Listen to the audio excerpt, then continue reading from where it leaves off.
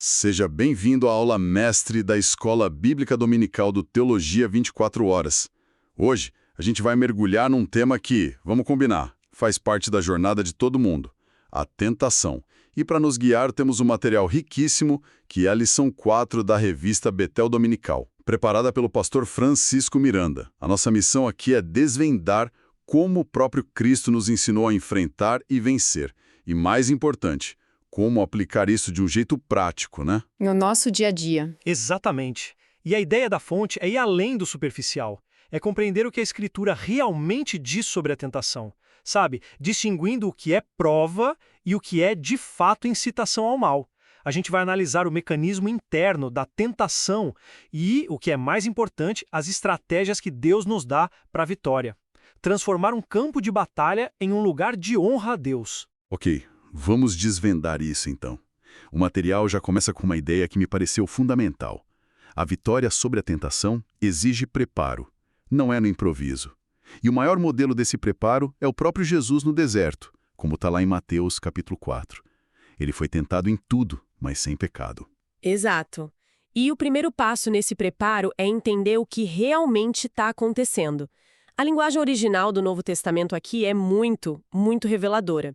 O termo grego para tentação é perasmos. Peirasmos. Isso. E o que é fascinante é que essa palavra tem um duplo sentido. Um duplo sentido? Como assim? Eu sempre pensei em tentação como algo negativo, ponto. Então, não necessariamente. Perasmos pode significar uma prova, que, segundo o material, vem de Deus. O objetivo dessa prova não é nos fazer cair, mas revelar, amadurecer a nossa fé.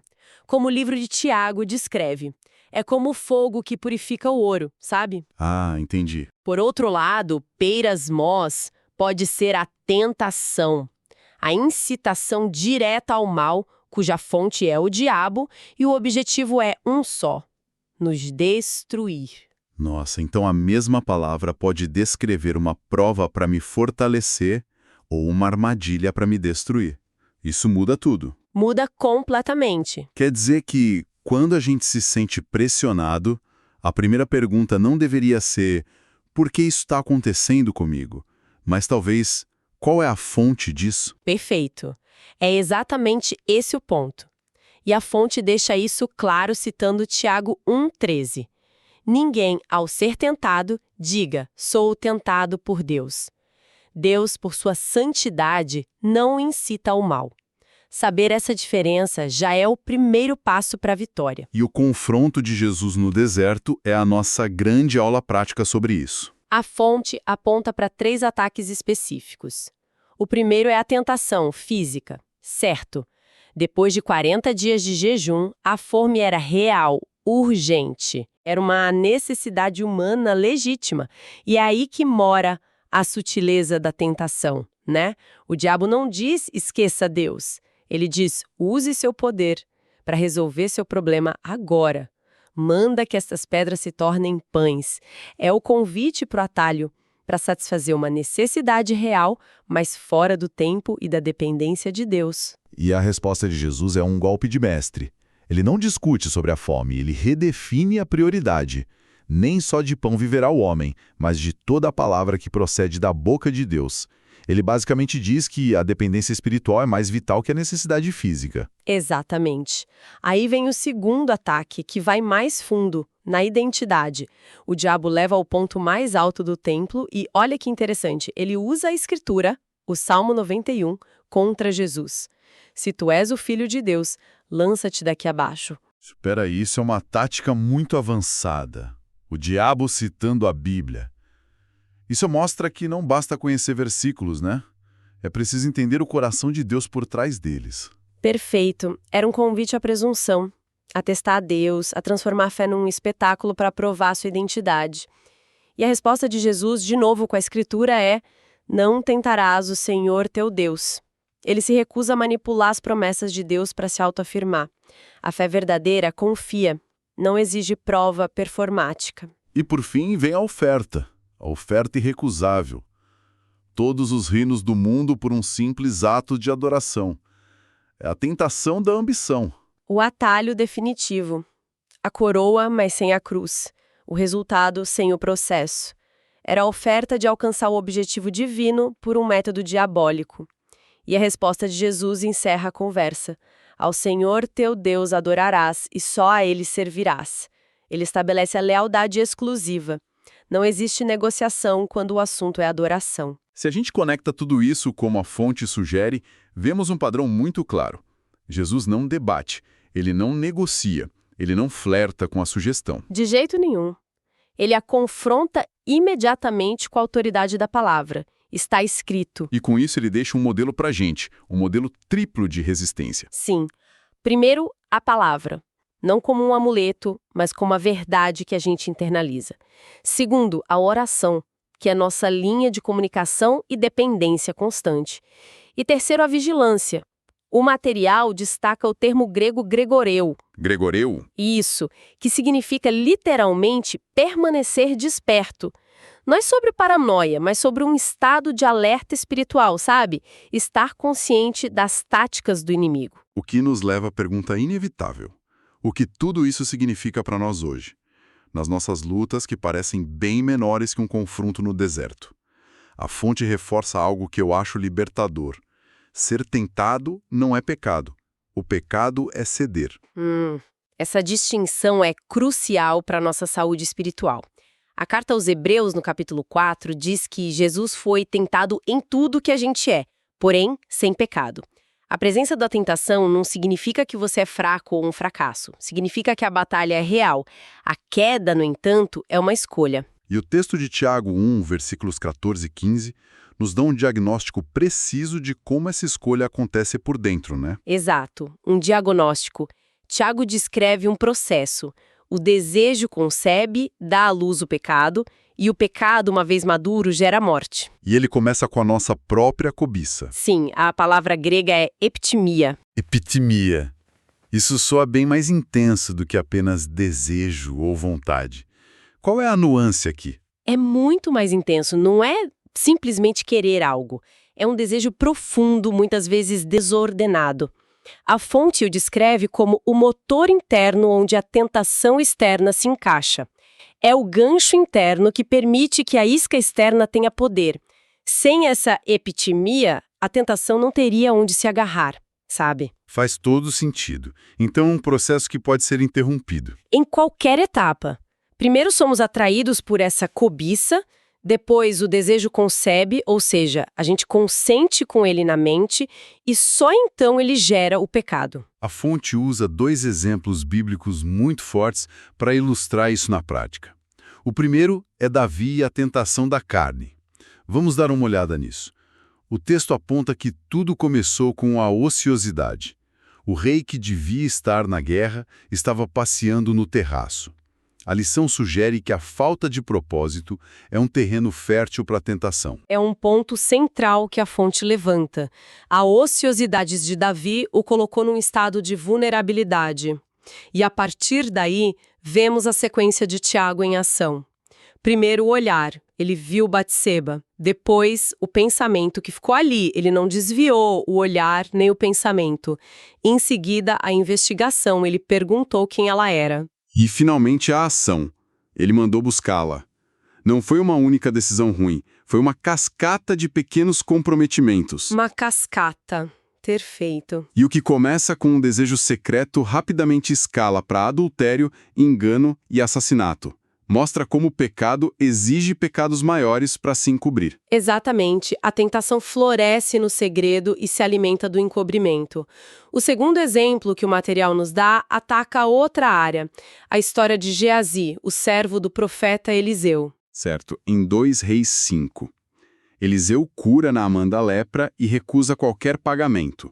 Mas Geazi, ele não se conforma. Ele corre atrás de Naamã e mente para conseguir prata e roupas. Aqui a epitimia é pela riqueza. O Novo Testamento tem um termo para isso: filargeria. Filargeria. Literalmente, amor ao dinheiro. A fonte o classifica como uma forma de idolatria. É a troca da confiança em Deus pela confiança em Mamon. É a tentação que muitas vezes vem vestida de justificativas, né? Ah, eu mereço, é uma oportunidade única, Deus entende. Geazi cobiçou que o seu mestre, por princípio, rejeitou. Isso levanta uma questão importante sobre a nossa resposta. Se o processo da tentação começa por dentro e floresce no segredo, como que a gente quebra isso? O material diz que a vitória não é uma luta solitária. De forma alguma. A Escritura nos dá comandos de ação. O primeiro é resistir, em grego, antisteme, que tem a ideia de se opor firmemente, de fincar os pés. Mas há um segundo comando que parece o oposto, fugir ou felgo. E o material enfatiza um terceiro elemento que para mim parece o mais difícil para muitos: confessar uns aos outros. Por que isso é tão central? Porque, como a gente já mencionou, a tentação ganha poder no isolamento. O segredo é o seu ecossistema.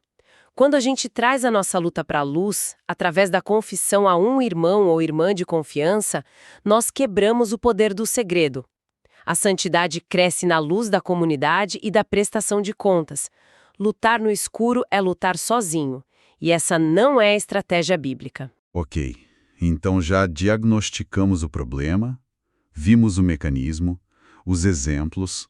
Agora, vamos para a parte mais prática, as estratégias de vitória. A lição conclui com uma verdade teológica que serve de base para tudo. A tentação para o mal nunca, jamais vem de Deus. Sim, e o texto de Tiago usa uma palavra grega muito específica e rara para descrever Deus. Apeirastos. Apeirastos. Significa que ele é não passível de ser tentado pelo mal. Se ele não pode ser tentado pelo mal, ele logicamente não pode ser a fonte da tentação para o mal.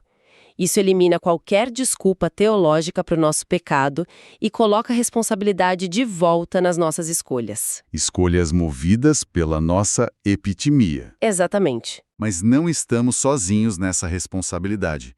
A fonte destaca o kit de ferramentas que Deus nos dá. A primeira estratégia é oração e vigilância.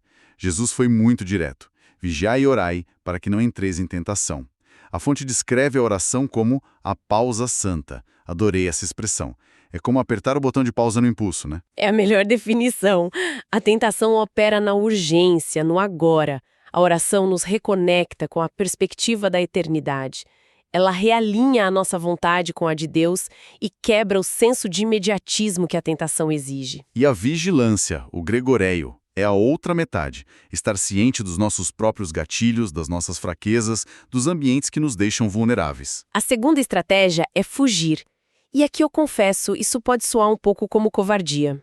A nossa cultura valoriza quem enfrenta os problemas. Por que fugir é apresentado como uma estratégia de força? Porque é uma estratégia de sabedoria, não de medo. O material usa o exemplo perfeito de José no Egito. Quando foi assediado pela esposa de Potifar, ele não tentou argumentar, não tentou ministrar para ela. Ele simplesmente fugiu. Deixou até a capa para trás. Puxa, é verdade. A sabedoria bíblica ensina que há certas tentações com as quais não se dialoga, não se brinca com fogo.